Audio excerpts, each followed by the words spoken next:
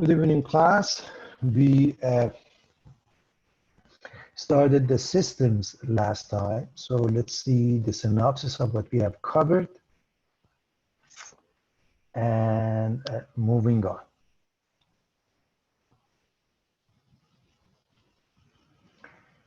As far as the system of linear equations is concerned, the first thing we discussed, what about a solution? A solution, simply put, is what makes a true statement.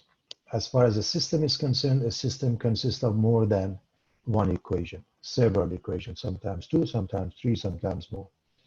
So if you're dealing with two equations, the solution is an ordered pair, in which case it has to make both statements, meaning both equations, a true statement.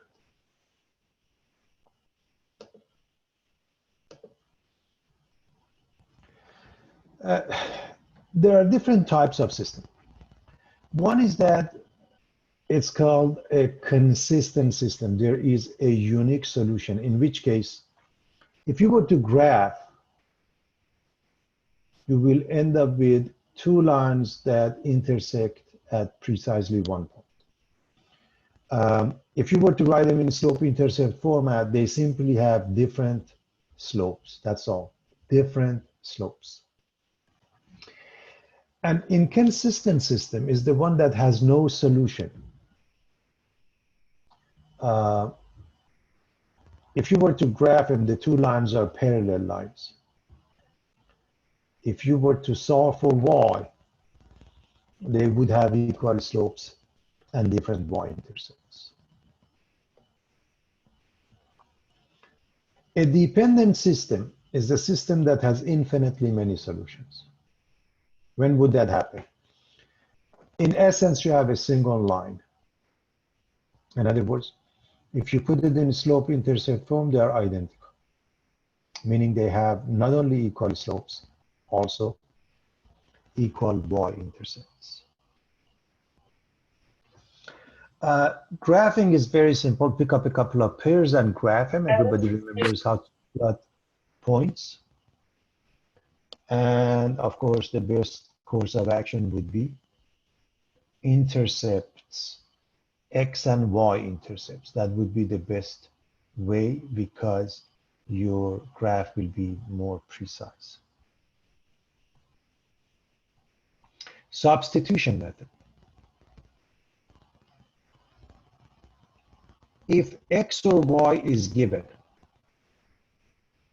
in other words, x is a function of y or y is a function of x, that would be the best choice, substitution method. Or if the coefficient of x or y is 1, you can solve for them and put them into the other equation. Very straightforward. So we did look at some examples. When it comes to an inconsistent system or a dependent system, what happens in the case of a substitution or in the case of addition? In the case of a graphing, we know inconsistent means parallel, okay? A dependent means really a single line. What happens with the substitution and addition is very simple. If we end up with the true statement, we have a dependent system. That means we have a single line. If we end up with a false statement, that means inconsistent with no solutions. In addition method, we decide to get rid of one of the variables. And to do that, you have to make the coefficient of that specific variable to be opposites in the two equations. So you go through the process of multiplying each equation by a specific number to make this happen. Remember, at the end, whenever you're done, it's a good practice to put the solution in a pair. And of course, as you're doing your homework, you want to put it in the format that the assignment is asking you. And you want to check, always check with both equations. We looked at an application, okay, involving systems of equations. It's a class of problem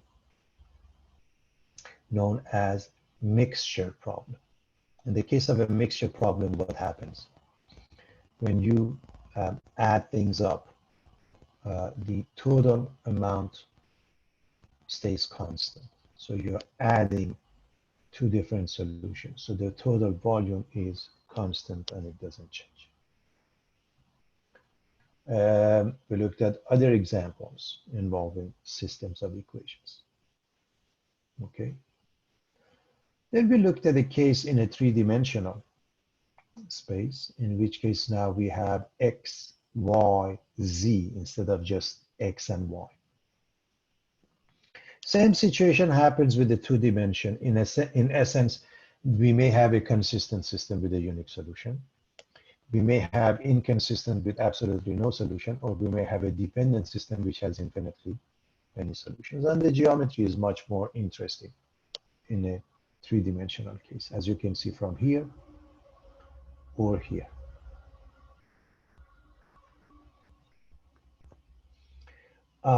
To solve a system that involves three variables, the process is very simple. If we go back to what we did in the previous case, we had two equations, two unknowns. So we had to put them together such that we end up with one equation, okay, one unknown. So that's really the idea, that you get rid of one variable to go from two variables to just one. Now in this case, there are three variables. You pick a variable to get rid of. It is absolutely your choice. Normally you are looking to do the least number of steps class, and it's absolutely up to you. Therefore, in this case, what we decided to do was to get rid of the z first.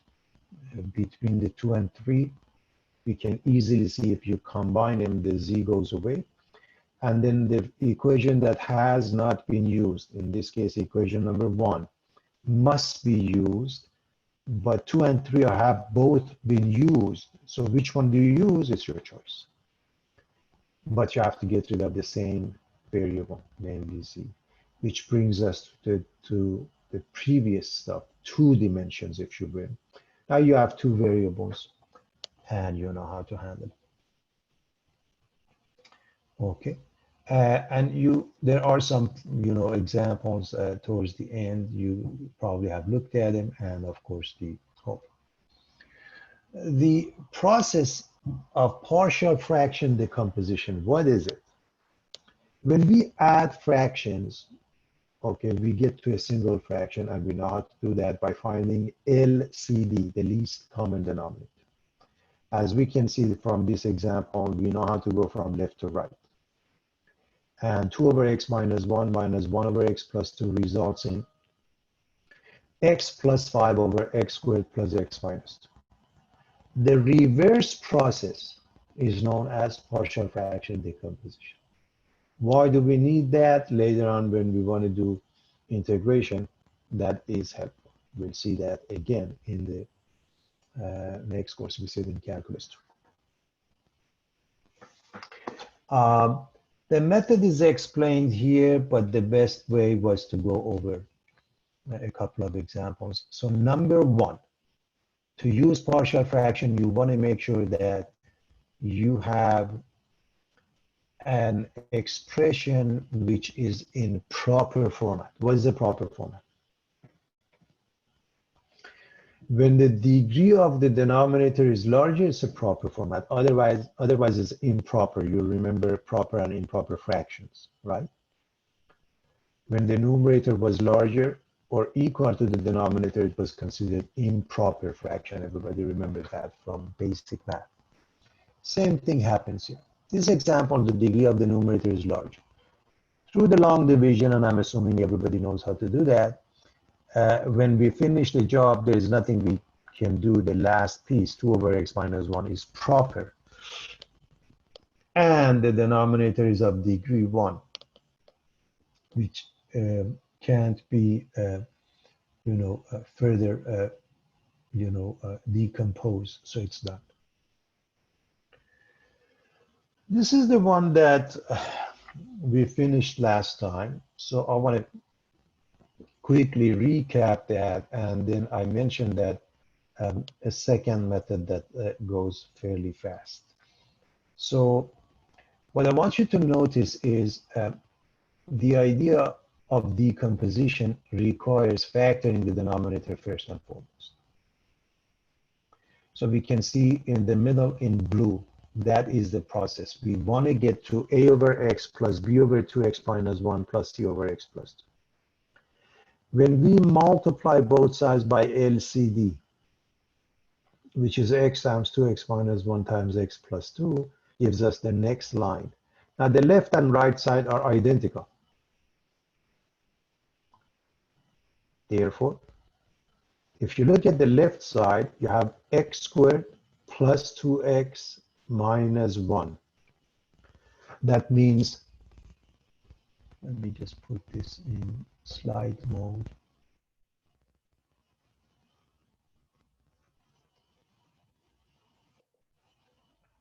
So I want to refresh everyone's memory.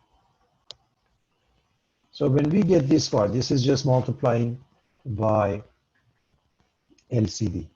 You know that this one has coefficient 1, this one has coefficient 2, and the constant is negative 1. So on the right side, if you multiply and simplify, put it in descending order, then you'll see that the coefficient of x squared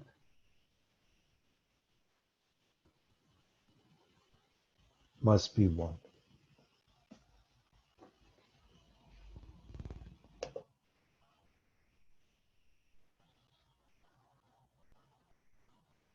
The coefficient of x must be 2, and the constant is negative 1. So negative 1 must be negative 2a. This is the system that you are going to solve. I'm assuming everybody can solve it, and we finish the job. Okay. I want to quickly explain the second method right here. Okay.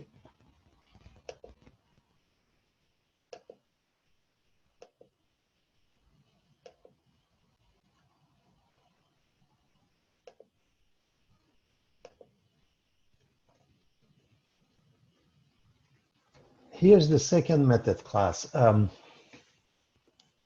Going back and forth. Maybe let me just get rid of this. Going back and forth, we already know what we did here. We put their coefficients equal, and we have to solve the system, and it does take some time. Now, especially when it's linear, in this case, as you can see, the denominators are linear, right? Everybody can see that. Now, you can choose any of them. Let me just, again, I want to go back. I want to make sure that everybody can see. I'm looking at this line in blue, okay? And the denominator is x, 2x minus 1, x plus 2. Those are linear, okay? The degree is 1. So what would be a fast way to come up with the answer, okay? So here's an example. When you see x here, for example, you see x here. Okay. Remember, if you go back to the previous page, as I mentioned, the denominators cannot be 0, but we are solving a system. If you're solving a system, that means for any choice of x, the left side and the right side must be the same. Again, there are certain numbers we can't choose. However, for the sake of solving the system fast, we can do that. And here's how we do that. If it works for any x, since you see an x here and x here, you can set x equal to 0 as an example for both sides. Why do we want to do that? See what happens. This side becomes -1. Agreed, everybody?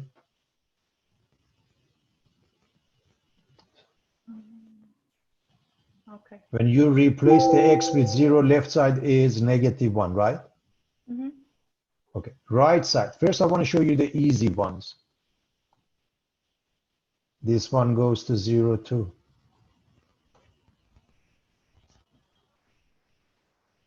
This one goes to 0 too. Is that right, everybody? So what do you have? So this is before you add up like terms, okay? Now replace the x with 0. If you replace the x with 0, you get a times 2 times 0 minus 1 times 0 plus 2, which is 2. So you get -1 equals -2a. And therefore, a is equal to -1 over -2, or 1/2. And that's exactly what we got before. Is everybody following this class? Yes. So again, what did we choose? X equal to 0. Here's another one. Let me rewrite this.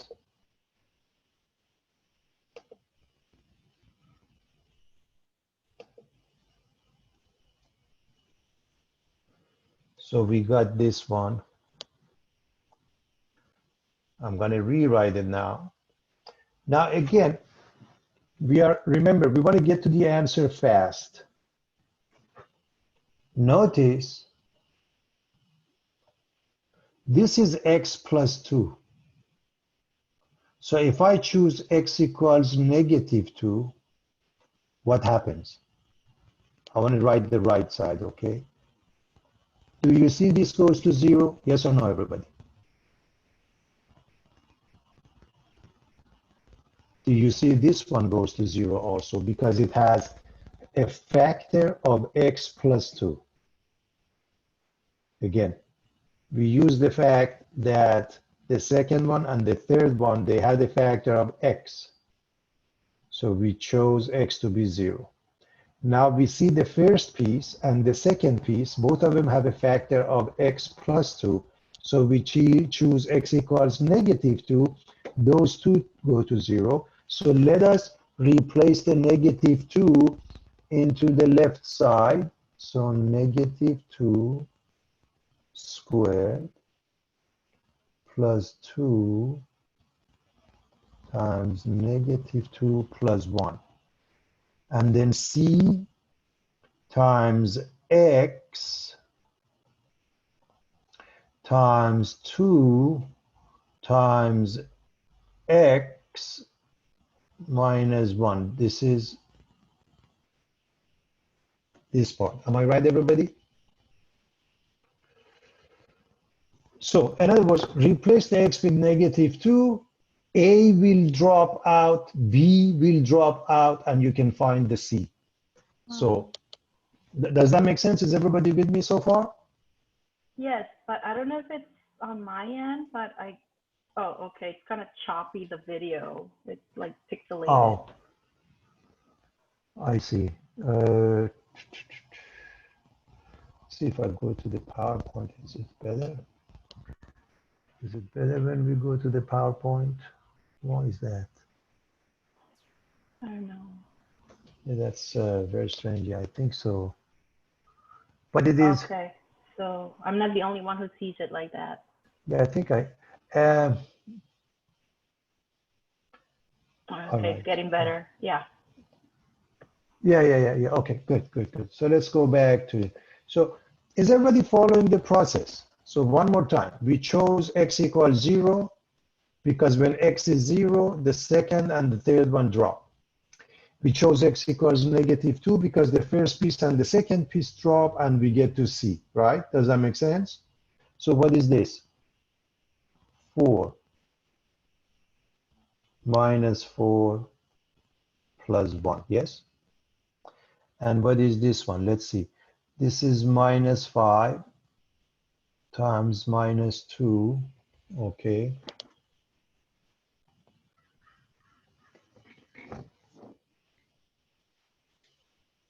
I'm sorry, this is negative 1. My apologies, class.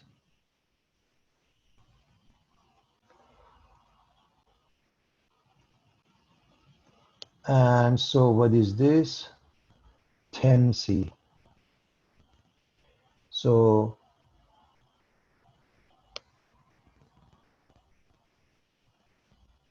negative 1 equals 10c, and c is negative 1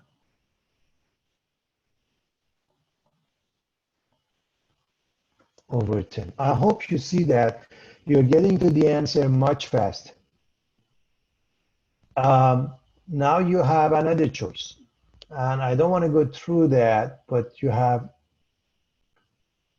can replace the, what did we get? We got the A, we got the C, we can replace them and find B. Or the last one, class, that I'm not going to go through that, but I show you what you might do. Let's just see if I can bring it up here. Okay. The next thing we did, the next thing we will do, this one says if you choose x equals 1/2, this goes away. Do you see that, class? I'll set it up for you. If you choose x equals 1/2, what do you get? 1/2 squared plus 2 times 1/2 plus 1. Now the first one goes to 0. The third one goes to 0 because it has a factor of 2x minus 1. Now in between you can find b. b is times x, and then 1/2 plus 2. And I hope you see that you can solve this and find the b. The difference is it's a lot faster. I hope you appreciate this method. Sounds good? Everybody's okay with that? It's hard to see this. Let's see if it's getting any better. It's getting a little better. Yeah. I hope everybody understands the concept. Okay, so let me just go back to the PowerPoint and explain the concept one more time. Okay, let me get rid of the video, and that might help.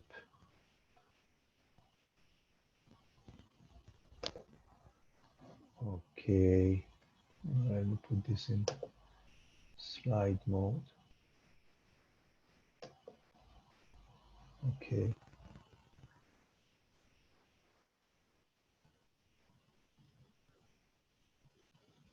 Okay, here's what I want to explain, class.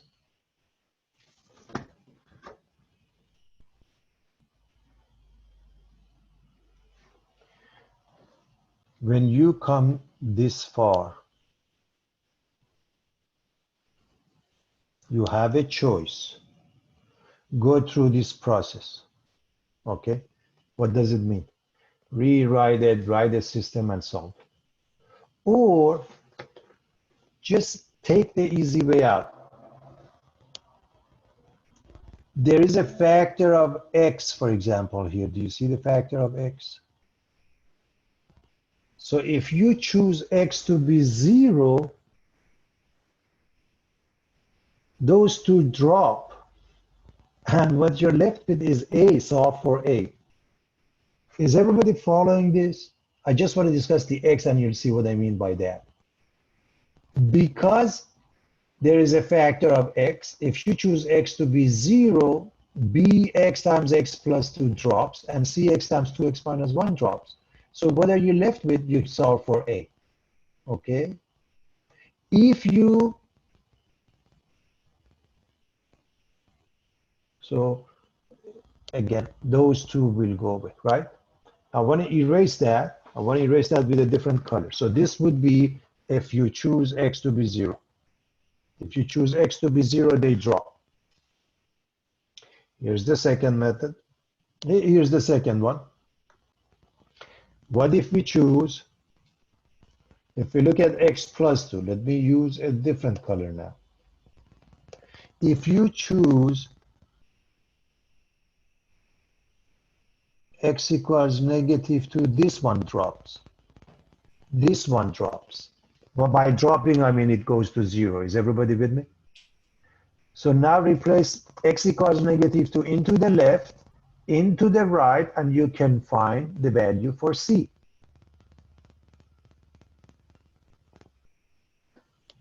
And here's the last one. Let me use a different color. And when you find two of them, the third one really shouldn't be too bad. But now you can do this. Let's erase that. What else is left? You look at 2x minus 1. So if you choose x to be 1/2,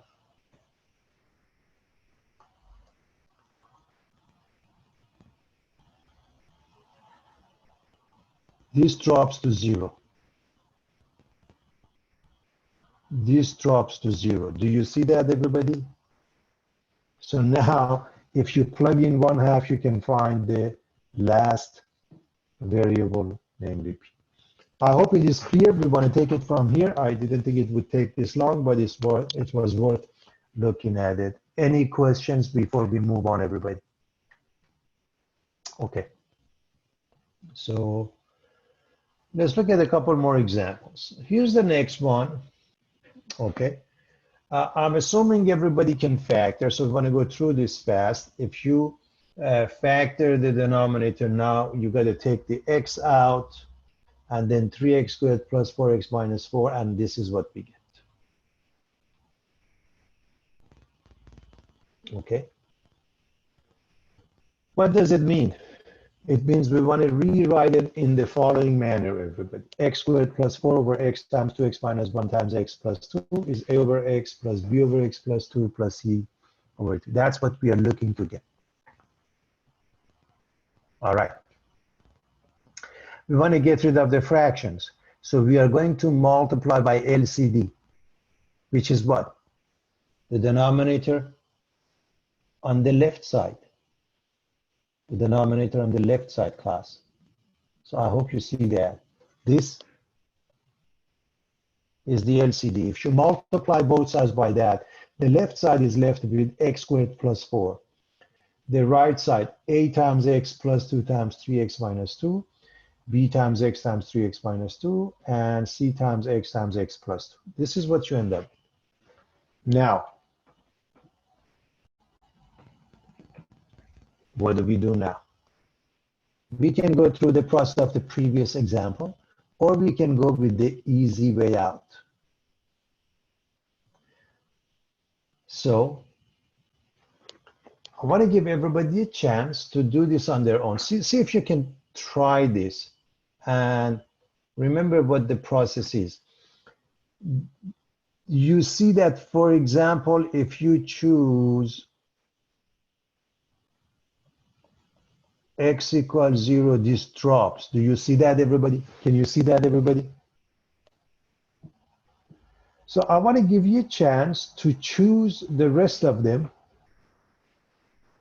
and try this, and then we move on, class. As long as you can do this, you should have no problem with anything else we're going to do. So I'm going to pause the recording for a moment.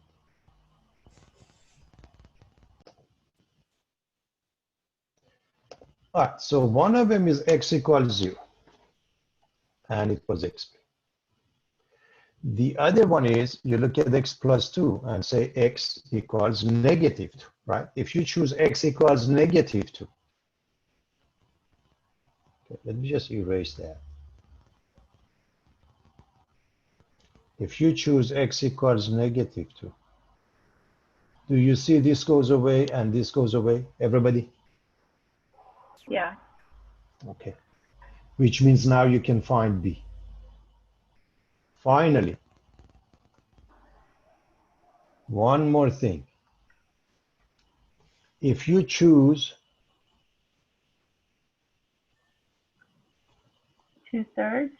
2/3, this goes away, this goes away. And that's it.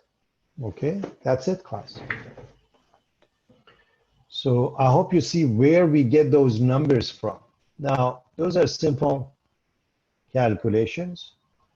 So if x is 0, the left side is 4, the right side is a times 2 minus 2 minus 4a, and a becomes negative 1. If x is negative 2, you go through the same process, you calculate the b.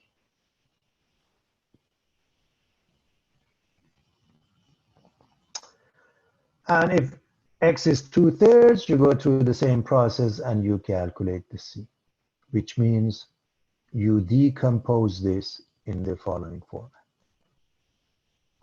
Is everybody clear on that? Yes. So what did we do?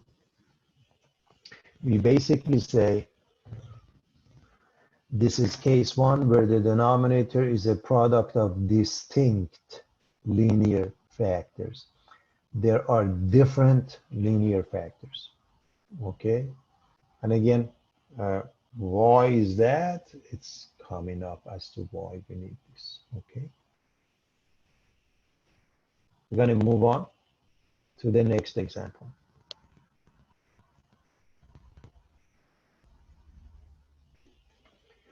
All right, can we deal with it just the way it's given, class? Can this be just the way it's given? Can this be dealt with just the way it's given?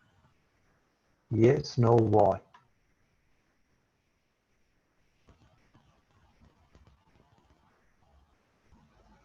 Anyone? Can we deal with it just the way it is? What would be the first step, in other words? That's what I'm asking.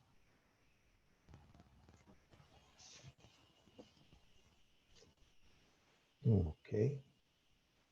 What type of a fraction is this? Is this proper or improper? Proper or improper?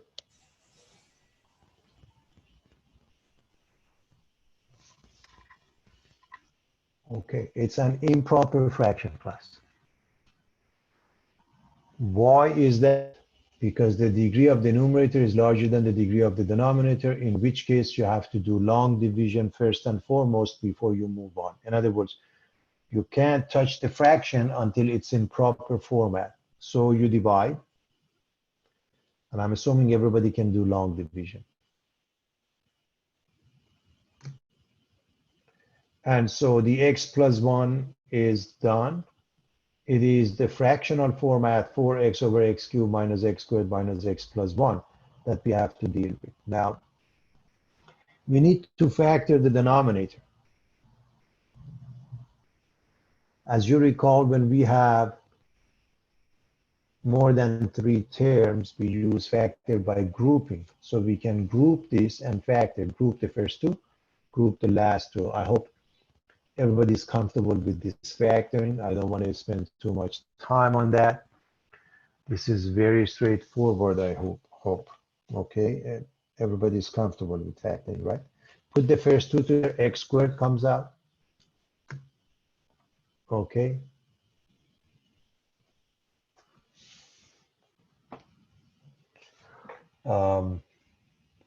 In other words, this one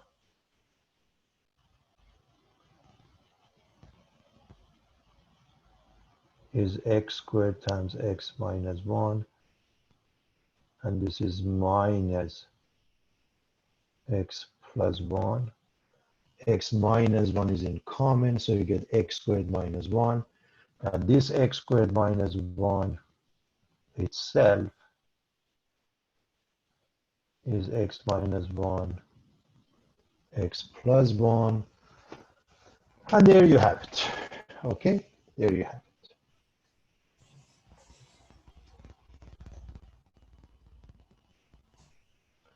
All right. So the fractional format only, the second portion, you can write it in the following manner. A over x minus 1 plus b over x minus 1 squared plus c over x plus 1. The thing I want to add, class, if this exponent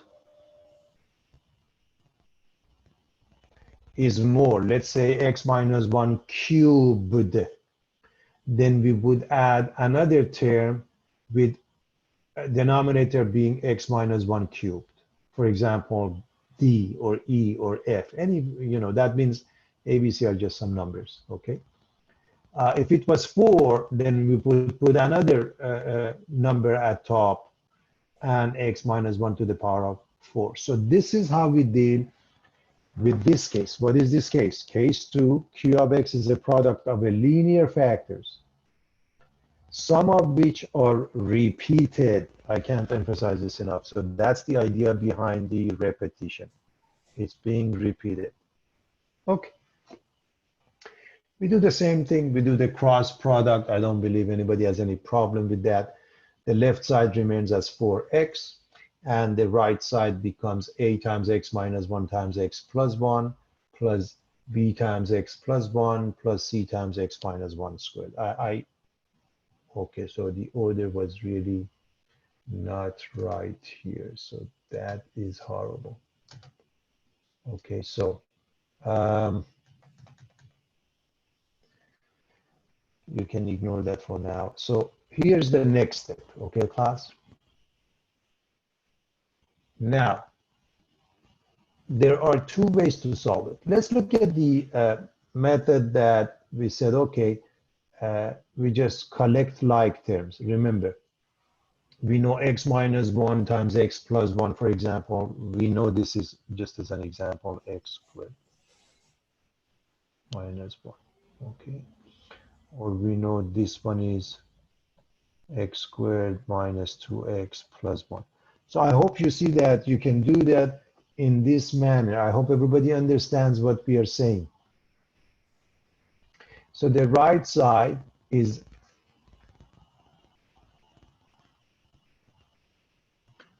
a times x squared minus 1 plus bx plus b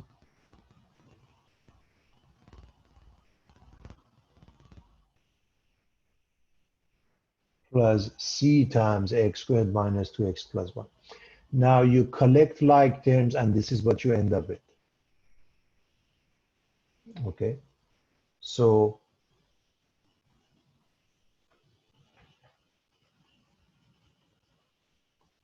if this is equal to 4x, then here's what you must have.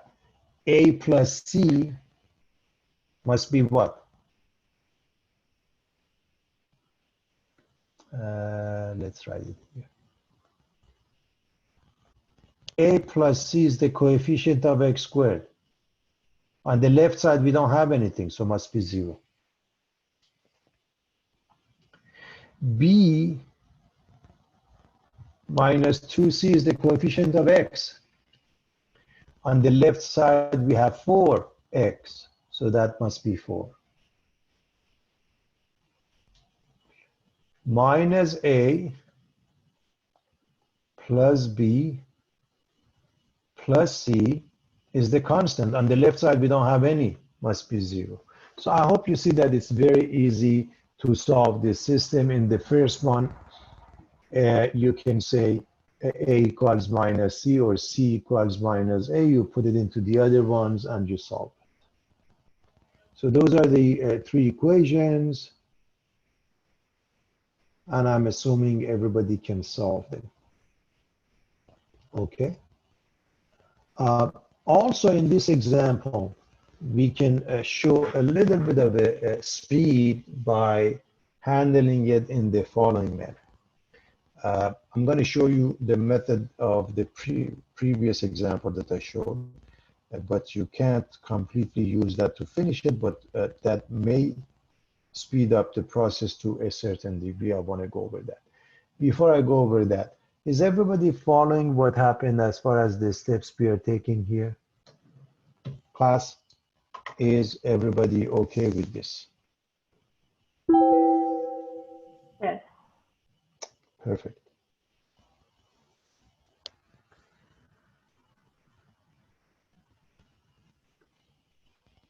All right.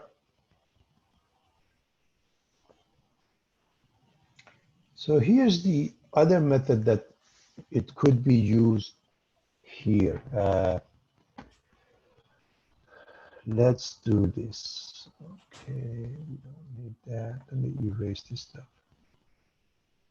So here's what we notice. Now, if you choose, we are looking at this one, class. We are looking at this equation. If you choose x to be 1, just, so let x be 1. So do you see, I want to show you. So the left side becomes 4 times x, which is 1. The right side, the first one has x minus 1 goes to 0. The second one has v times x plus 1. And the last one has x minus 1 goes to 0. So I hope you see that this one will give you b equals 2. Is everybody following that, class? So choosing x equals 1 will give you the value of b.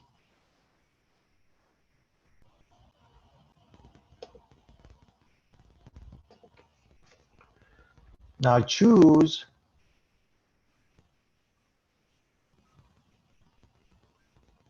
x equals negative 1 because we have x plus 1, right, class? So that means 4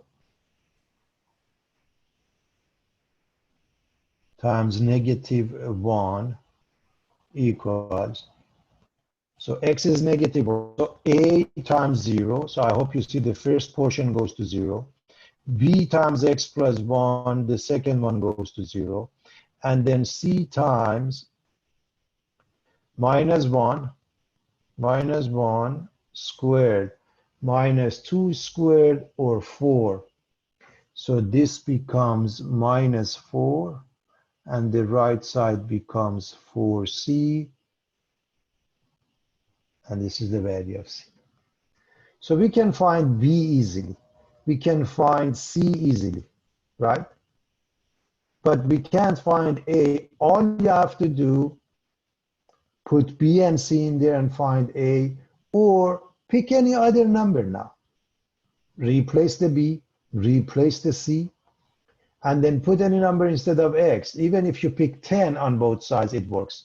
But obviously, the easiest number would be 0. So I hope everybody is following that. Very straightforward, class. Sounds good? All right, so we're going to look at this idea, okay, class?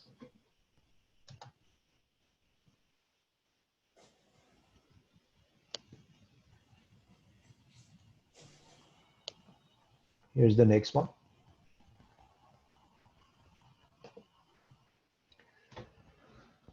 Now, first and foremost, notice this is in proper format.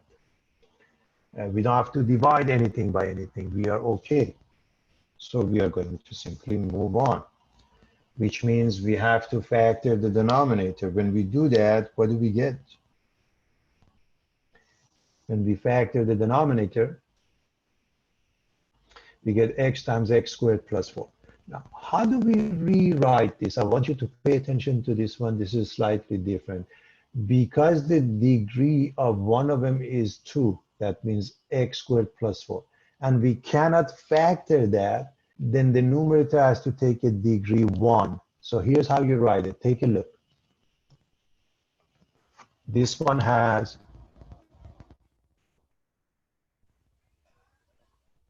degree 2. The top must have degree 1, bx plus c. Okay. And again, it's a simple fraction you got to deal with. You have to multiply both sides by LCD. What is LCD is x times x squared plus 4. So when you do that, the left side remains the numerator, and the right side becomes a times x squared plus 4 plus bx plus c times x.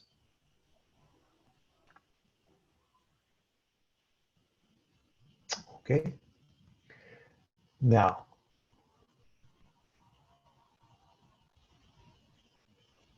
at this point, the process is what was discussed. We have to multiply the right side and simplify and put it in descending order. I'm assuming everybody can do that. So the first one is ax squared plus 4a. The next one is bx squared plus cx. And so this is what we get if we put them in order. And again, if you want to see that, this is ax squared plus 4a plus bx squared plus cx. Now you're going to compare this to the left side. As you compare, this one becomes what? 2. Am I right? Because this is the coefficient of x squared. The coefficient of x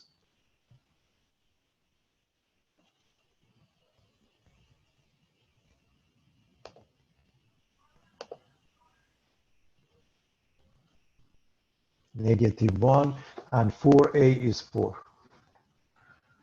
Now this is very simple practically. A is 1/4, C is -1, and A equals B. You plug in and you come up with the answer.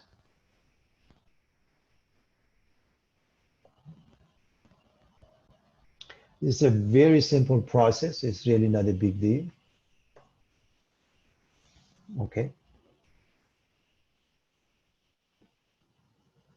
And you end up with this. In fact, I'm going to cross this out, class. You don't have to worry. This is what's coming up in calculus. You want to integrate that. And this is the reason you do that, okay? This is not part of this course. I picked up this question from calculus, actually, to show you.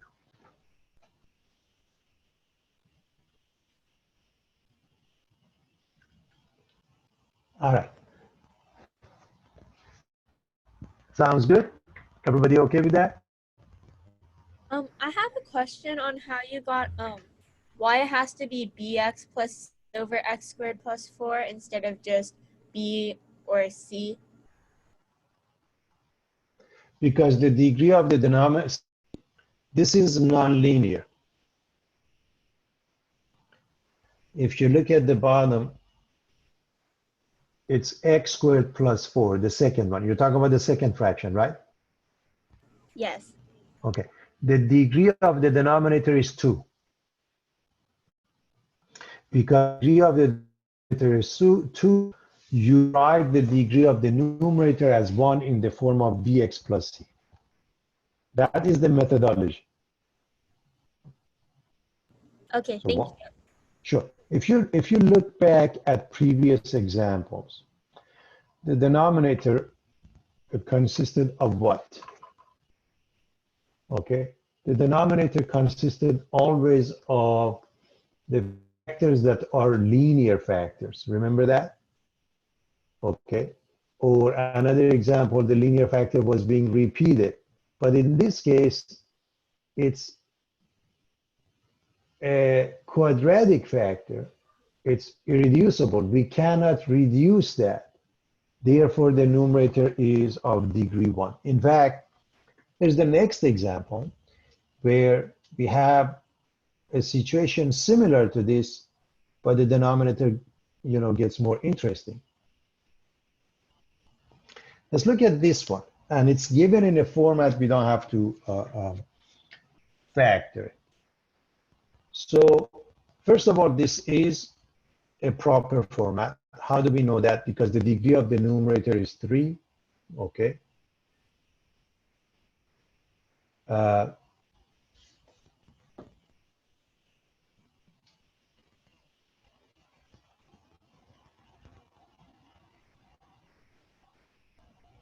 And the degree of the denominator is 5. I hope you see that the degree of the denominator is 5, everybody, okay?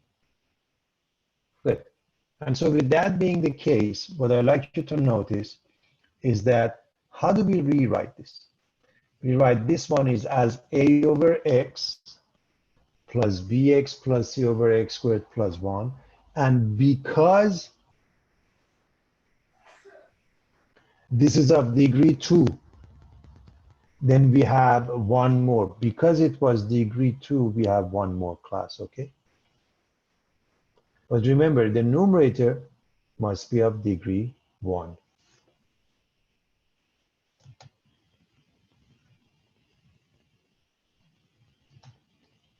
Sounds good, everybody?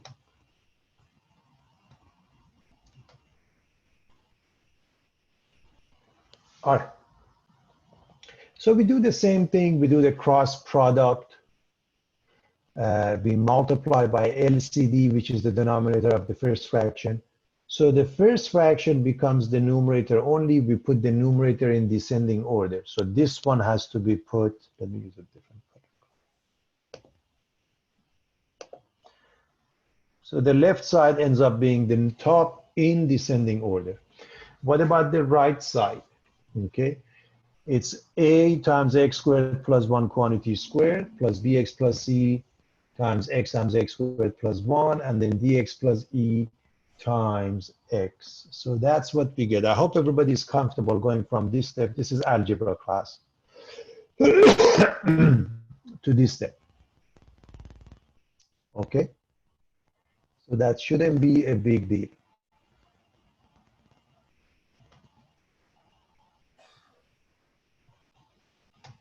All right.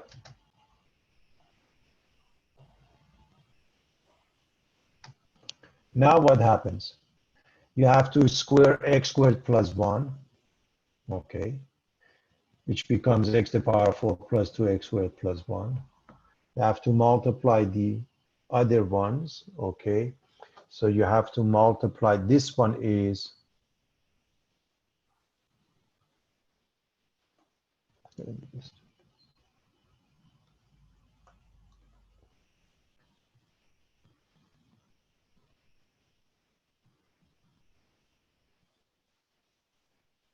x cubed plus x. So you have to multiply bx, and then you have to multiply c. And I hope you see that you get b x to the power of 4 plus bx squared. And then you get c times x cubed plus x. And then we have d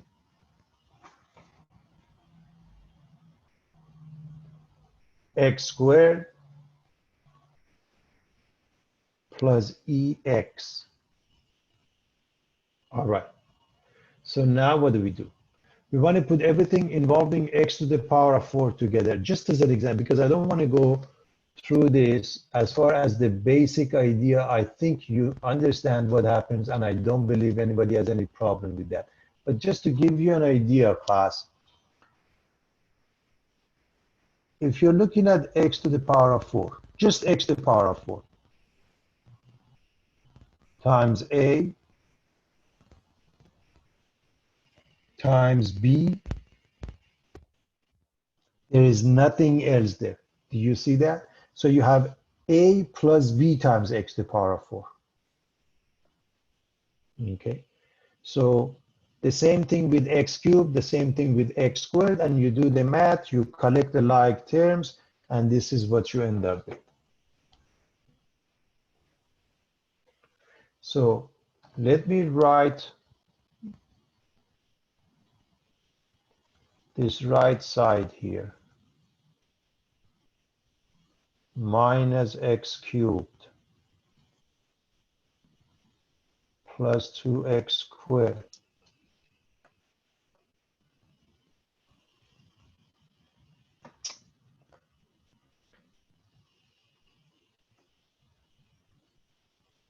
minus x plus 1. So therefore, when we want to do this one by one class, what should a plus b equal to? What should this be? Anybody? What should a plus b equal to? Anyone? Class, is everybody following what I'm doing here?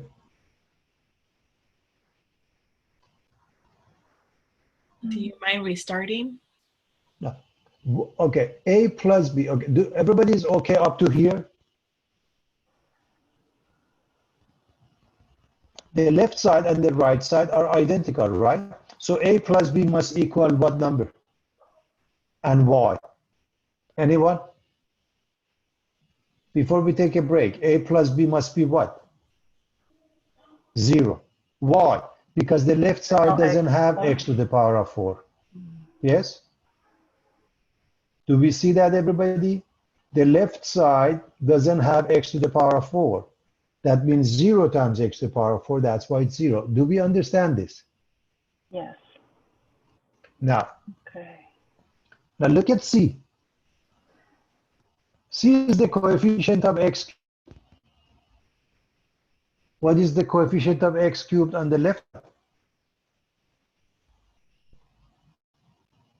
-1. Do we understand that?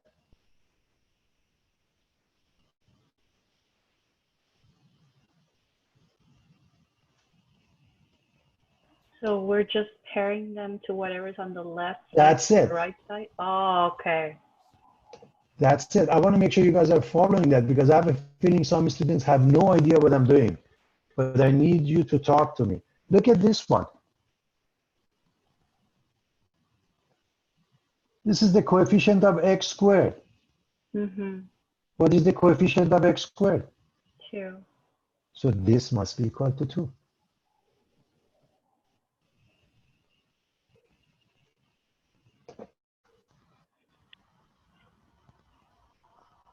C plus E times x. So it must be -1. -1. Finally, A. 1 plus A. It's that simple, class. We are just putting them equal. So let me just, I'm going to erase that so you can see. But if you're following this, just compare the left and right. And if they are identical, then the ones with the same degree must have the same coefficient. Is that making sense, everybody? Yes. Yeah. All right, so let me erase this part so we can see this.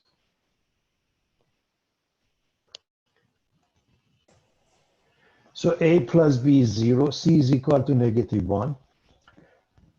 2A plus B plus D is 2, C plus E is -1, A is 1. So you have A, you have C. Well, obviously, the next step is to find B, right? And then you can put it into the other equations, and you find the rest of them. And that's it. Those are the answers, right? So understand, never mind the integration sign and the dx. This is now equal to that. And that's it, class. Sounds good?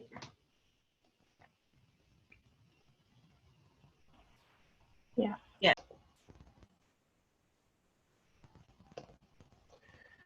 All right, we are going to continue the systems. And these systems of equations involving nonlinear. Just as an example, if we look at the following, a linear function, a line, and a nonlinear function such as parabola, what could happen? Well, maybe they don't intersect at all. So that means it's inconsistent and it has no solutions. Okay. Maybe there is one point of intersection. It's a consistent with one unique solution. Maybe when it crosses the graph, it crosses more than once, precisely 2, and therefore there are 2 points of intersection. So with a nonlinear system of equations, things get a little bit more involved. And that's the idea behind it. Okay, class? So I hope everybody is comfortable with the concept. Okay.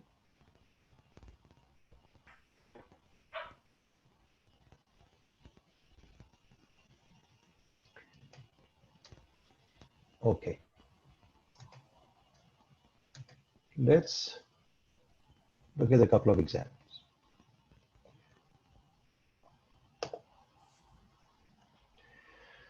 Here's an example, and we are going to deal with this concept when we look at the conic sections. We already looked at circles before. I hope you remember an equation of a circle was in the form of a squared plus b squared. I'm sorry, x squared plus y squared equals r squared. Okay, so I hope you remember that. Okay, so in any event, so with that being the case, the first one is a circle. What is the second one? The second one is a linear function, it's a line. So what happens? You can imagine a line may not cross a circle. For example, you know, let's just make something up. This may be the case, or this may be the case. 1 point, okay, or this may be the case. 2 points. So anything can happen. So that's as far as graphing, and we're not going to graph it. So going through the process, obviously, if you look at the second equation, y minus 2x equals 0, okay, it makes sense to go with the method of substitution because y equals 2x. Okay. So solve the second equation for y, put it into the first equation. The first equation says x squared plus, now replace the y with 2x, and it becomes 4x squared. They give us 5x squared. Divide by 5, and x becomes plus minus 2. So basically go back, put it into the second equation, and check it with the first. There are two answers. When x is 2, y is 4. When x is negative 2, y is negative 4. Now, you don't have to graph it, but just as an example, if you were to graph this, this is, if the scale along the x and y axis are not the same, it looks oval. It looks like an ellipse. We're going to discuss the ellipse in a moment.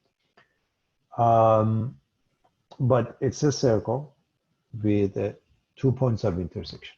Okay. Sounds good. Is there any question? Is everybody okay with this? So we happen to have two pairs, and make sure that you always check. You always check and recheck class, okay? How? Very simple. You check and recheck with the equations. Okay, make sure they work.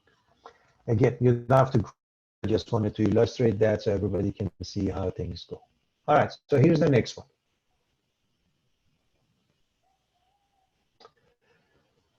Uh, 3x squared plus 2y squared equals 66. We are calling this the first equation, equation number 1. I put those numbers 1 and 2 so I can refer back and forth. Equation number 1, equation number 2. It doesn't mean anything else, everybody.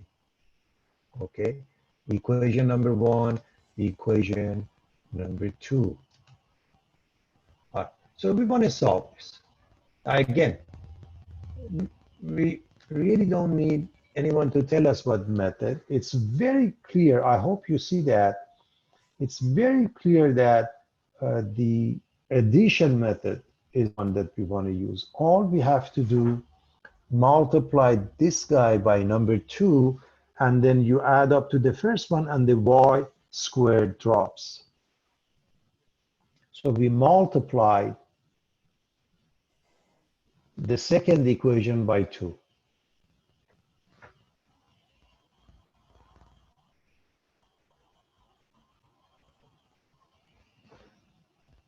So what happens? They cancel each other. So we have 5x squared equals 80. Divide by 5, you get 16. Square rooted plus minus 4. And don't forget that it's plus minus 4. Now, you can one of the equations, let's say the second one. If you put either positive or negative, makes no difference. When you square it, becomes positive 16.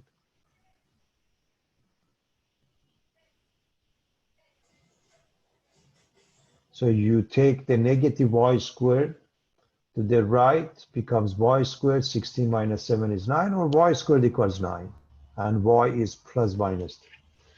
Now, it's extremely important to see how we mean by this case. X is plus minus 4, y is plus minus 3.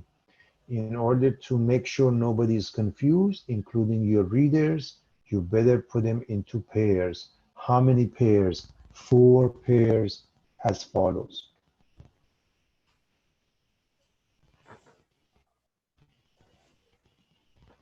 So there are 4 pairs, everybody. I really can't emphasize this enough, okay? I hope we see that. There are 4 answers. 4 pairs. And I highly recommend, if you have any doubts, check and recheck with both equations. Remember what we did. We used the second equation. We used the second equation to come up with the y. Now you put all 4 one by one.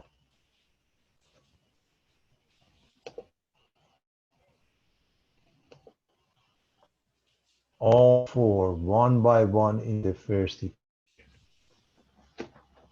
Okay. And you should get to a statement which is a true statement. So those are some examples of nonlinear systems, okay, and there are more examples for you to practice. Now let's look at an application case. Could you read the question for us, please? Given the, oh, sorry. Sure. Go ahead, Anna.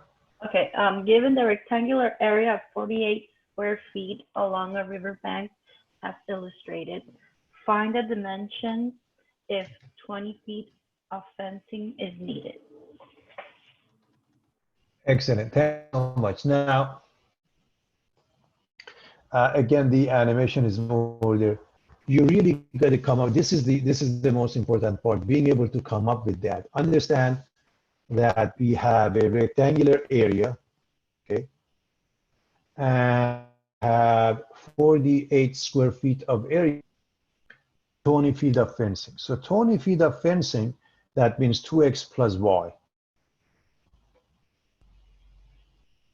48 square feet, the area is the width times the length. So we have to come up with those 2 equations.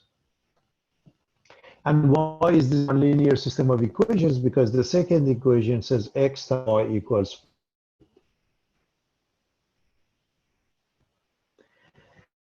Now, it is up to you how you want to solve that, but I hope it is clear that the substitution method, all you have to do solve for y in the first equation.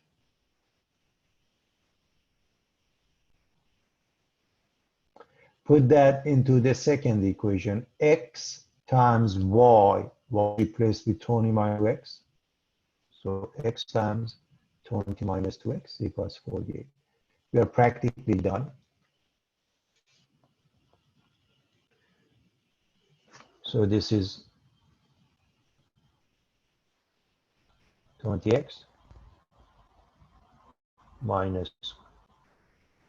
Now, we're going to put it in descending order, and we put it on the same side. So we bring everything to the right side because we want the leading term to have a positive coefficient. And so we can factor out the 2.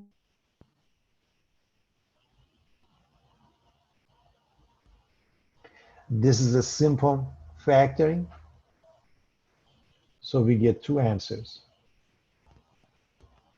X is either 4 or 6. Now, it's important when you do applications to make sure things work out. You know, you may have a couple of, answers and one of them may not work out. For example, if the sides are negative, that doesn't work out. If any of those numbers is negative, it's not going to work out. But X is 4 or X is 6. It doesn't mean the dimensions is 4 by 6. No, the dimensions are not 4 and 6. If X is 4,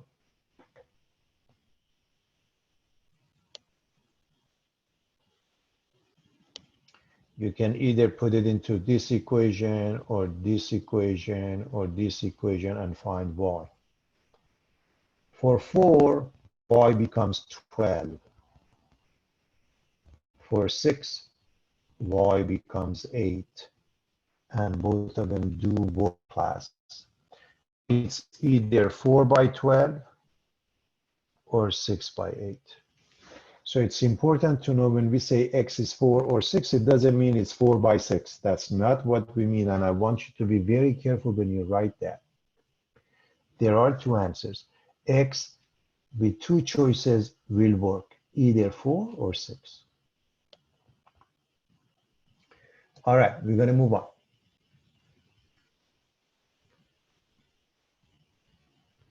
Everybody okay with that? Any questions?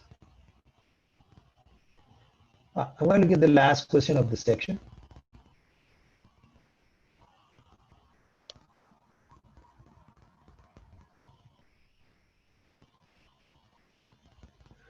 Could somebody be kind enough to read this one for us, please? Sailboat. A sail on a sailboat is shaped like a right triangle with a perimeter of 36 meters and a hypotenuse of 15 meters. Find the length of the legs of the triangle. Thanks, Mercedes. Okay, so again, we are dealing with a system. Okay. Now, what is it that we know? This piece. Perimeter is 36 meters. That means add them up. A plus B plus C is 36. Granted, C happened to be 15. Fine. But A plus B plus C is 15. Okay? All right. Pythagorean Theorem. A squared plus B squared is C, which is 15 squared. So those are the two equations. Okay, class?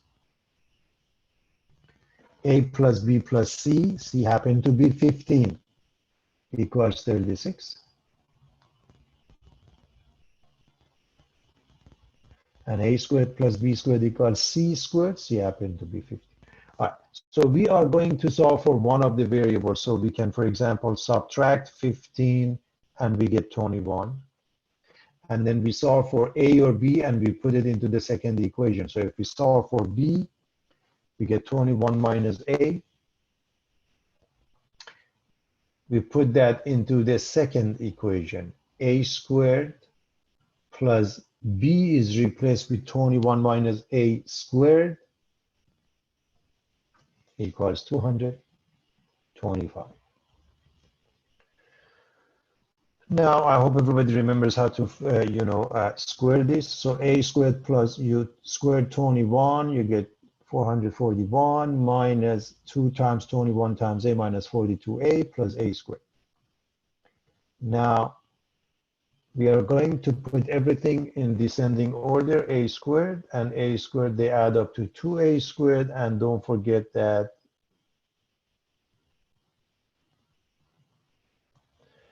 minus 42A remains, then we have plus 441 minus 225.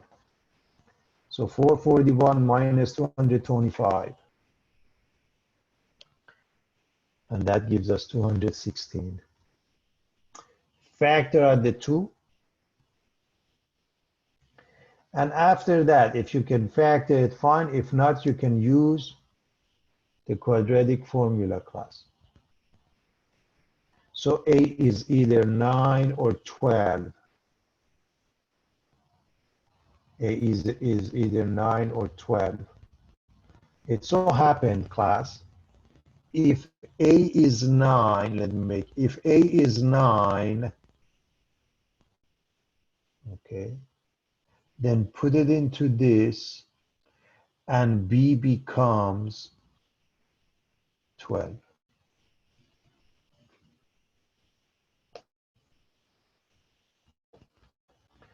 If A is 12, put it into this, B becomes 9. So now how you look at it, dimensions are, one of them is 9, one of them is 12. Okay? So you really have one triangle. The hypotenuse is 15, the legs, one of them is 9, one of them is 12. That's the bottom line. Okay, class? I hope everybody is clear as to what's happening here. Okay.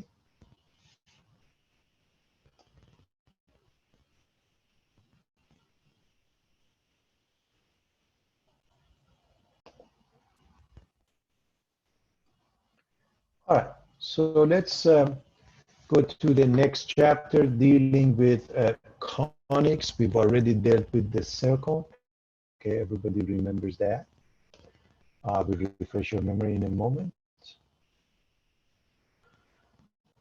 We covered complex plane and the Mars Theorem. Okay. The idea of the x-axis being the real axis, the y-axis will be the imaginary axis, and we say plus bi or x plus yi, and the modulus or the magnitude of the z is the square root of x plus y squared. When we want to multiply complex numbers, if you put them in polar format is r cis theta. That's a shorthand notation, class. Z equals r cis theta. When we want to multiply, we multiply the r and r2, and then we add up the arguments, theta 1 and theta 2. If we are dividing, we divide r1 and r2, and then we subtract their arguments. The concept gives rise to what's known as the Mars Theorem. If we want to raise it to a power, we raise the r to that power, and we just multiply the argument by n. If we want to get a root, we take the root of r, and then we divide the argument of cis or cosine and sine by n, and we add 2k pi divided by n, and we choose n to be 0 all the way to k minus 1 to figure out the values. We looked at vectors, and we looked at properties of vectors that are very similar to operation on numbers, okay? And the fact that the vector addition is commutative and associative, okay, was discussed, okay? Scalar product was discussed.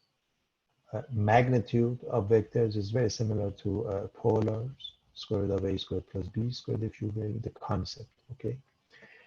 The unit vector, by definition, is a vector that has magnitude of 1.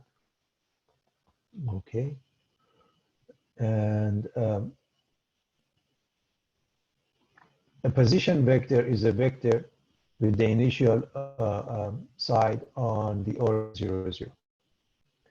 Okay, so if you happen to have a couple of pairs, you can subtract the point, the terminal point, and that gives you a position vector. More properties was discussed. The thing to add here for this one is that how do you find the unit vector in this direction? You divide the vector, the given vector by its magnitude, and it gives you the unit vector in its direction. The formula to find v would be the magnitude times cosine and then sine. Cosine alpha goes with I along the x-axis. The I vector is the unit along the x-axis, and the j vector is unit vector along the y-axis. And in the three-dimensional space, we have the k vector along the z-axis. So here's the synopsis of the chapter we want to cover. So first, let me put this in slide. First, I want to remind you of things that we have seen. So take a look at this one, class. Circles. X squared plus y squared equals r squared. That's a circle that is centered at 0, 0 with the radius. The second one is the circle centered at h and k. Formula, the midpoint formula. Those are extremely important. We really need to remember. Okay. Parabolas. This is the method we learned in algebra. And this is the method that is discussed here. So what I'm going to do as we go through examples, I'll show you how to go from one to the next. Okay. Now, in the case of a parabolas class, everybody remembers if x has degree 2, it opens up and down. If y has a degree 2, it opens sideways.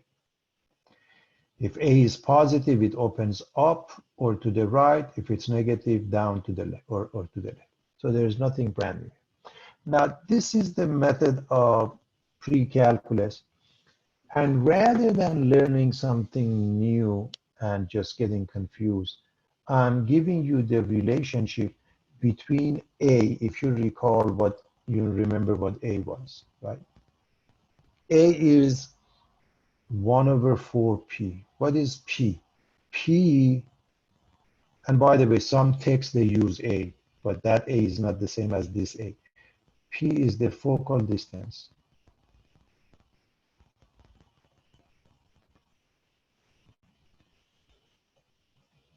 Okay, so this distance, class,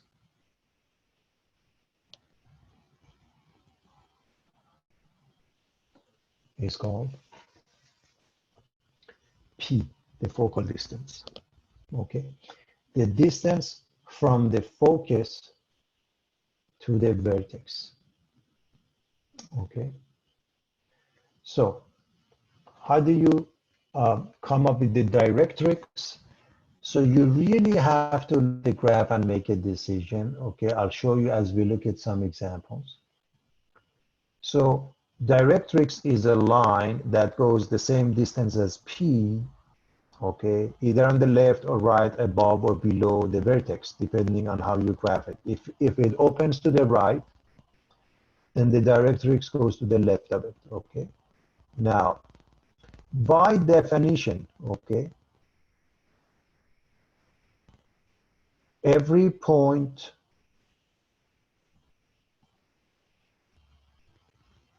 let me use a different color, we've used red. Every point on a parabola. Parabola is a set of points that has equal distance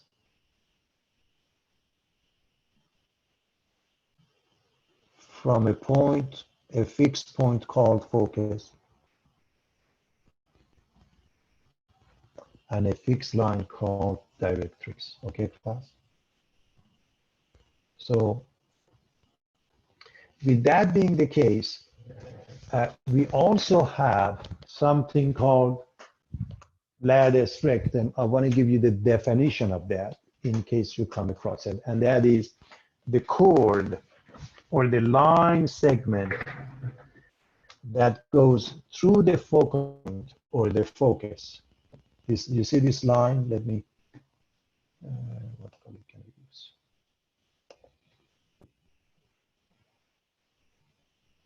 This refers to lattice rectum. It goes through the focus and it's parallel to the directrix. Okay, and that distance is, remember, every point has the same distance from the focus and the directrix. So think about that. So let me use actually a different color here to show you something interesting while we are at it right here. All right, so this distance, everybody,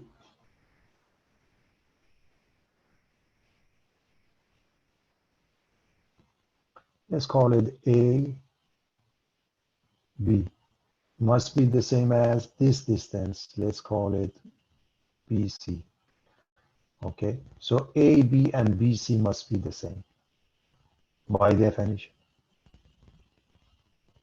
So what is this distance?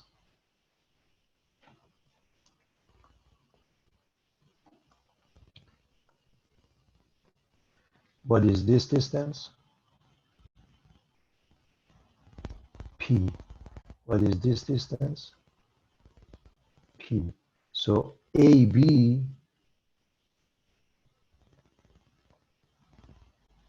equals BC equals 2P. So therefore, if we call this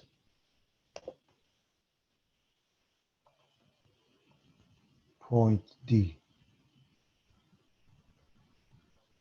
then BD must be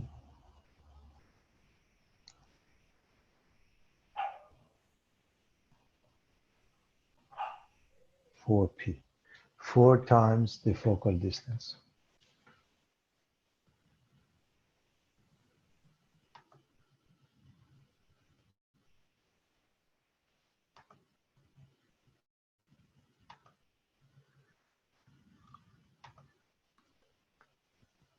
Okay, now, so we talked about parabola because I want to make sure this is sort of new. I want to make sure we get that. Ellipses, we've looked at it. By definition, it's a set of points that whose sum of distances from two fixed points called the foci is fixed, okay, by definition. And it's x squared over a squared plus y squared over b squared equals 1. If it's centered at a different point, it's x minus h quantity squared over a squared plus y minus k quantity squared over b squared equals 1. So that is the synopsis of that. Finally, when we look at hyperbolas, x squared over a squared minus y squared over b squared equals 1, or y squared over b squared minus x squared over a squared equals 1. Now, if you keep a squared under x squared in bases, then the asymptote, because they do not change. Some texts change that class. I don't like to change that, and I want to make sure that you understand the concept depending on the text and your instructor. Maybe you have to change it.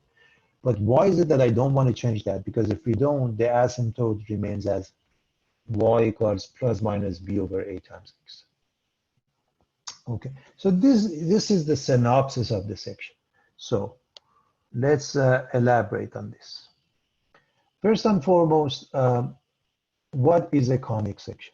Okay, so if you have a right circular cone, you have an axis that you can see. If you cut that with a plane, okay, in 4 different formats, okay. If you look at this case, for parabola, it's cut on one side.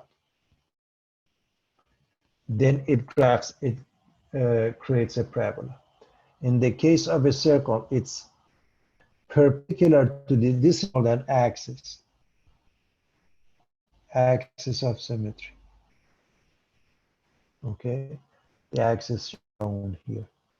So with respect to this axis, if you cut it with a plane perpendicular to this axis, it creates a circle. If it makes an angle, such as this one, it creates an ellipse. If it's cut parallel to the axis, it creates a shape called a hyperbola. Now, why is it important? Because there are a lot of applications, class, especially in optics and in physics, that they use these conic sections. That's why. So, what did we learn in algebra? We learned that parabolas can open up and down or sideways. Now, up and down, we had learned this. We wanted to make sure we learned the sideways as well. Okay. Take a look at this equation. Quadratic with respect to x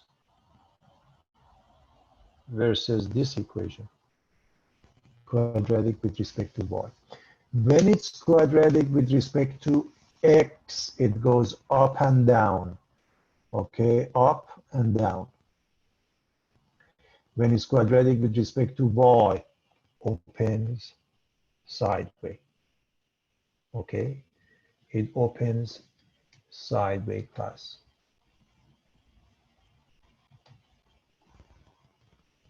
So I hope everybody is comfortable with the concept. This is just to refresh our memory. If you look at these formulas, they give us the synopsis of the two. Now, what I want to also remind you is the following. If it's quadratic with respect to x and it opens up and down,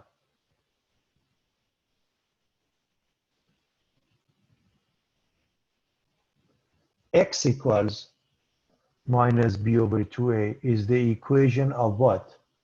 Axis of symmetry. So you can find that easily.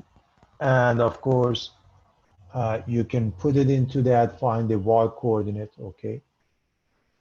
And you have that. I hope you see, by the way, that this is equal to h. X equals h, remember that. In this case, if you write it in this format, the vertex is what? H and k, okay? Now, if it's, let me use a different color.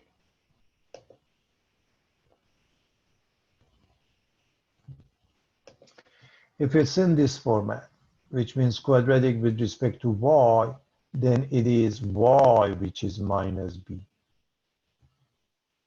over 2a, okay? So it's important to see which one is which, okay? In other words, y equals k, okay? That would be the axis symmetry. All right, sounds good. Move on.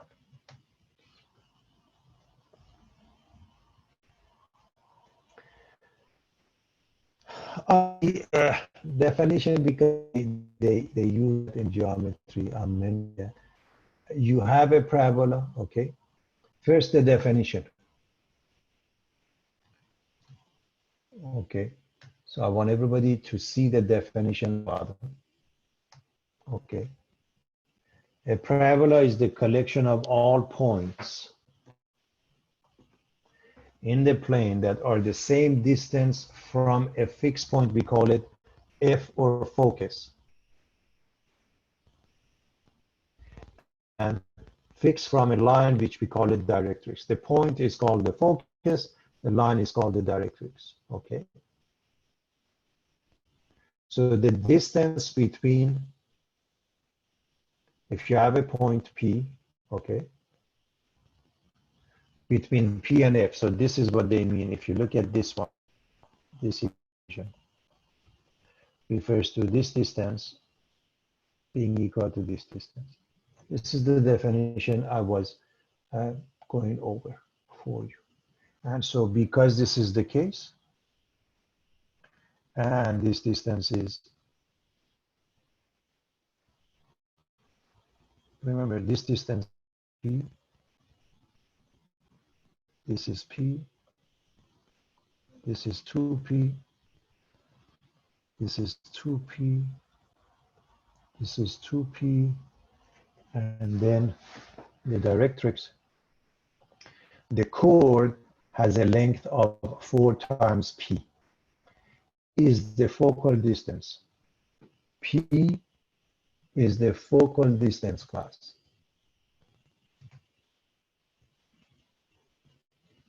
And P is 1 over 4a, or a equals 1 over 4p when we write that in standard form that we have seen in algebra. Okay. The standard that we have seen in algebra. So I hope everybody is comfortable with that. Now, so this is the definition of a parabola, and this is the definition of lattice rectangle. Now, again, what I'd like you to see is this formula can be developed, okay, especially when the vertex is at 0, 0. So from here, the standard that we've seen in algebra and in pre-calculus, okay, we can write, this is the formula that is used. Some text, I want you to know this A class is really P I was mentioning. This A is not the same as A that we have seen before. This A equals P. So why are we writing both of them? Are we getting confused? This A is not the same as this A. It's not the same. What is this the same as? Depending on the text, this is the same as saying y squared is 4px. So why am I giving you A? In some text, they use A class. But remember, that number is a focal distance. What is that distance? From, let me use a different color here. The distance from here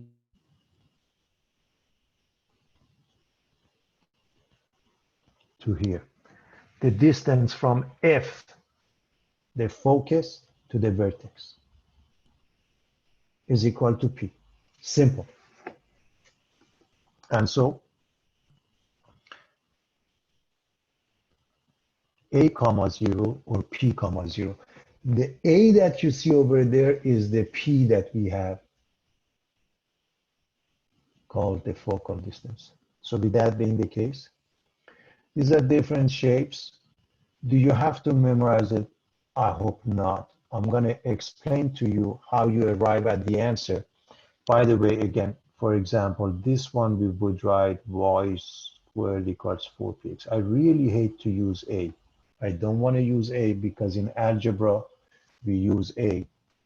Y equals ax squared plus bx plus c. X equals a y squared plus by plus c. So I don't like to use A, but I have to mention it to my students in case with different texts you come across. So what I want to do first, I want to refresh your memory about algebra, and then we look at an example in pre-calculus, see how it's taken care of. So the first couple of questions really should go very fast because we've seen them in algebra, just refreshing your memory how we craft in intermediate algebra. Okay, so here's the first one. Recall from algebra. Here's the function x squared minus 6x plus 8. Now, it's given in both formats, okay? This is what I call this format. I call it vertex format because the vertex is given as 3, -1. I hope you see that. This is the vertex format class, okay? So take a look at the top formula in blue. Everybody can see that. It's this first format or the second format. By the way, in some books, that vertex format, they call it the standard form. In some books, they call this one the standard form. I would call this one standard, the other one vertex format. Now, this is a very straightforward question. You have the vertex, okay? You can find intercepts, okay? For example, very easily, y-intercept is 0,8. You can find x-intercepts. You see that a is equal to 1, it opens up. All of the above, we can graph it. So a equals 1. I hope everybody understands what I mean by that. This a is not the a that was discussed. It's not the focal distance, okay? A equals 1, opens up. The vertex is located at 3, negative 1. And therefore, the axis is x equals 3. This is to refresh your memory about algebra. You should have no problem with that class. Okay? Now, I'm going to give you the table. Okay? I'm going to quickly cover that. Okay? First of all, I hope you see that this is your y-intercept. Now, what about your x and this is your vertex, right? What about your x-intercept? X squared minus 6x plus 8 equals 0. And so it's x minus 2, x minus 4 equals 0, x equals 2, x equals. Sometimes when I write this, the pen starts bleeding and creates a problem. X equals 4. So we have 2, 0, 4, 0. So all you have to do, plot those pairs. You have the y-intercept, you have 2 x-intercepts, you have the vertex, and then I want to discuss this last pair that is given here. I want to discuss that, okay. Okay, use a different color here. Take a look at this vertex class. 3, negative 1. And take a look at this y-intercept. Do you see, because of the axis of symmetry, the distance between these two, then there is another point by symmetry having the same y coordinates. And then you go 3 more points. That's the beauty of the axis of symmetry. I'm going to assume you can plot those pairs and very carefully graph it. Look at those pairs, everybody. Look at the pairs. Graph them, you're done. This is not using pre-calculus. This is just using everything we have seen before. Fine. Okay, I want to refresh your memory about that. If we look at pre-calculus. Okay. So here's that one. I'm assuming we are okay with this. Yes. Excellent. All right, now we want to graph this. And again, class, even before we graph, we should recognize it opens up, down, right, left. Which way is that? This opens which way?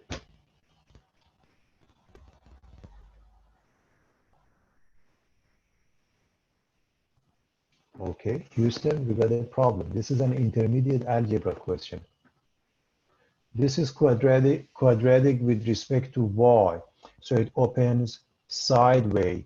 A is negative. So it opens to the left. Vertex. It's not x, which is minus b over 2a, rather it's y. So k is minus b over 2a. And so now you plug in y equals 1, and you find x. So the pair is 4, 1. A is negative 1, and it opens to the left. Class, I expect you to remember things from intermediate algebra, otherwise it's going to be very hard to add to it, okay? So parabolas, okay, this is the type of parabola that opens sideways. Why is it the case? Because it's quadratic with respect to y. So it opens to the right or left. Why left? Because a, the leading coefficient, is negative. Now, again, you find the intercepts. Okay, I hope you see that this one, okay, is easy to remember. When y is 0, x is 3. That is your intercept, okay?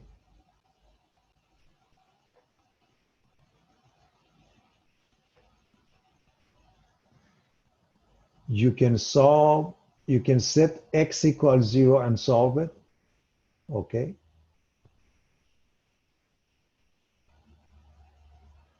So we can find all the intercepts. I'm assuming everybody can go through that, okay? Y is 0, find x. X is 0, find y. That's how we find intercepts, right? So x is 0, find y is 0, find x. Okay, so we go through the process, okay, factor, and we get the answers. So when we get the answers, it's important to rewrite them as pairs. It's extremely important to rewrite them as pairs. And so let's put it into a table.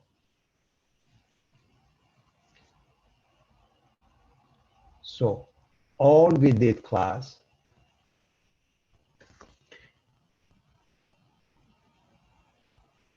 was to write the vertex.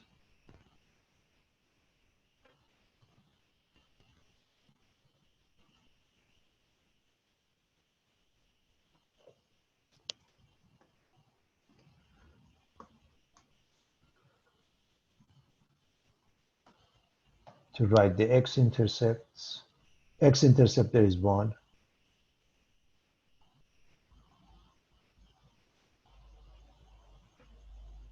And the y-intercepts, there happen to be 2 of them.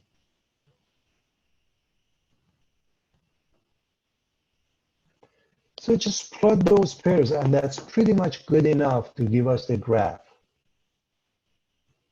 Okay, class? All we have to do, plot those pairs. So look at those pairs. We have 0, let me use it, 0, -1, 0, -1 here, okay. We have 3, 0 here. We have 0, 3 here. We have 4, 1. Take a look at those. Even those 4 pretty much are giving you the shape. The parabola opens to the left. So connect them and continue. Those are the graphs. Okay. So I hope everybody is comfortable with that. Everybody? So this was just to refresh your memory about what we did in algebra, in intermediate algebra. Now we're going to add to this the stuff we're going to learn here. Okay? The stuff that we want to learn here.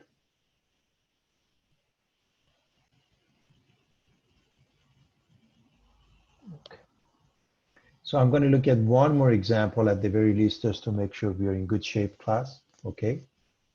Sounds good?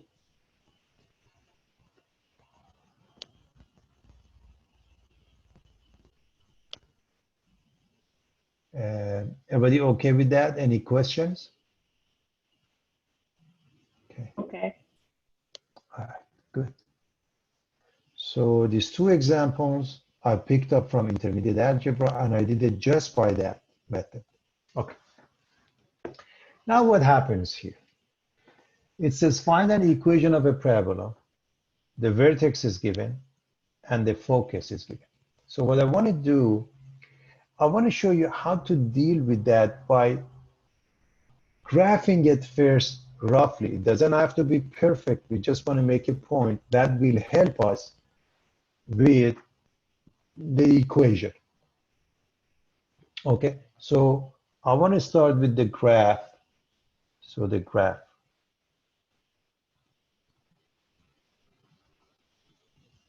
Vertex 0, 0. Focus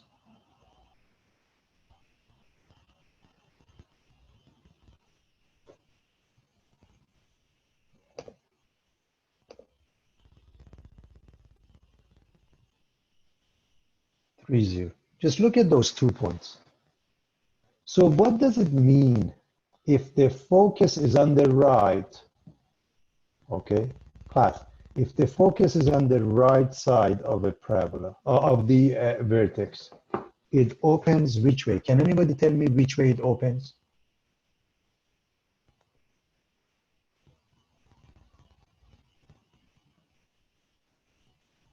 The focus is on the right side of the vertex. So this is the vertex, and this is the focus. So it opens to the right.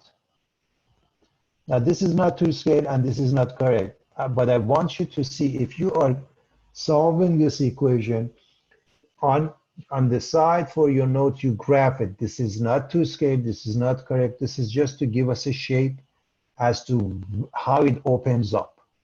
Okay, class? Now, the focus is on the right, opens to the right. On the left, opens to the left. The focus is at top of the vertex, opens up. The focus is at the bottom, it opens down. Okay. Then the next thing I want you to see is this distance.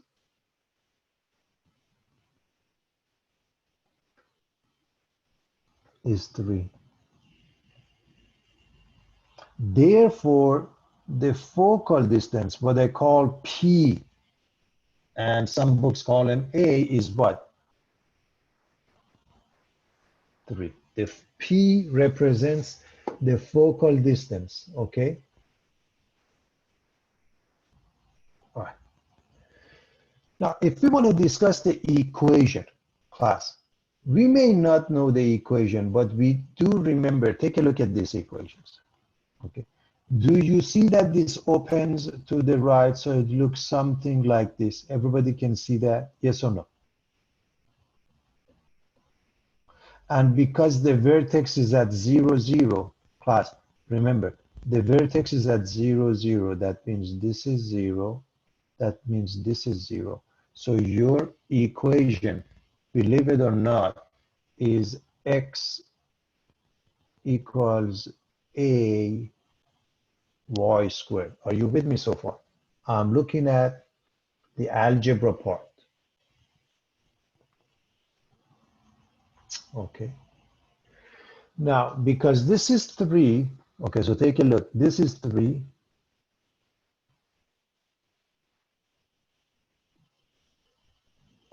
This line is called the directrix. And the equation must be what? X equals -3.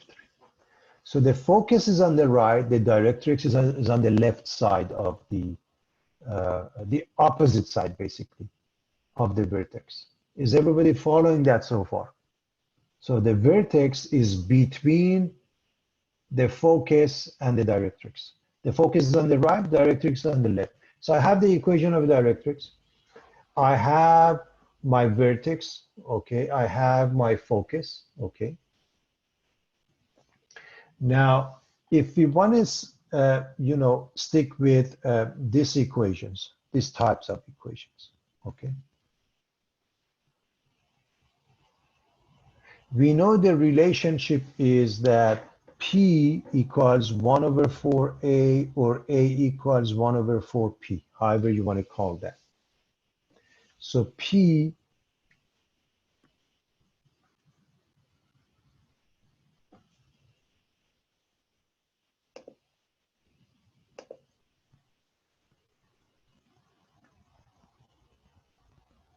equals 1 over 4a.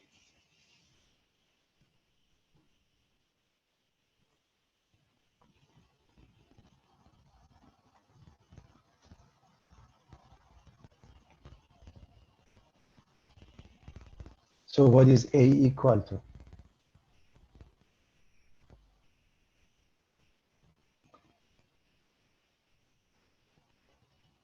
A equals 1 over 4p, or 1 over 12. So x equals 1 over 12 y squared, as far as the equation is concerned, okay?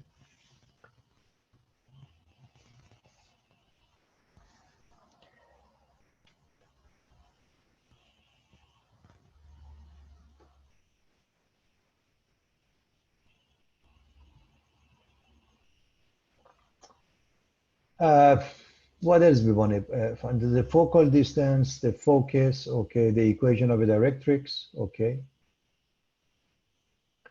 Everything else can be found, even if you want this distance, you can find it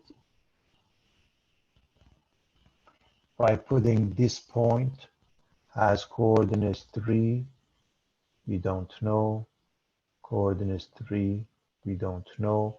You can put that into the equation you just found, and you can find the y coordinates, and pretty much you're done. So what I want to do, I want to go through the process by showing you the steps, but remember, the first order of business, in my opinion, is plot the vertex, plot the focus, have a rough sketch, meaning your parabola opens which way, where is your focus, where is the location of your directrix, what is your focal distance. That's how you achieve the answer. So let me erase this, and we go through this process that was explained one more time, okay, class? So let's quickly do that.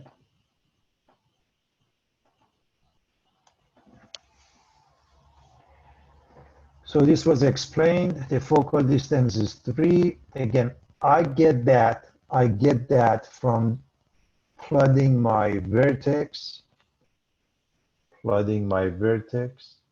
and plotting my focus, and have a rough sketch before I do any of those. Okay, class? I need to do that. So the focal distance is 3, focus is at 3, 0, directrix is y equals -3. In fact, I would come up with this one as the first step. Okay. All right. As I mentioned, x is 3. Now what is y? Put it into the equation. Okay. Now, when you look at this one, class, you can also say y squared equals 12x, y squared equals 12x. So y squared is 36, and y is plus minus 6. That means -6 comma 3 and positive 6 comma 3. Okay.